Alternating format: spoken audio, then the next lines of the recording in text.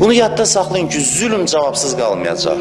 Siz yaşayırsınız həyatınızda, tutaq ki, öz işinizdəsiniz, öz gücünüzdəsiniz. Biri də qıraqdan qonşudur, dostdur, kimdir, paxıllıq eləyir sizə.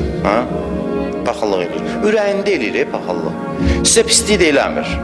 Ürəyində sizə paxıllıq eləyir. İnanın ki, o paxıllığın da zərbəsini alacaq. Alacaq, mütləq alacaq. Biri sizə paxıllıq eləmir. Sadəcə qədrinizi bilmir. Dəyər vermir sizə.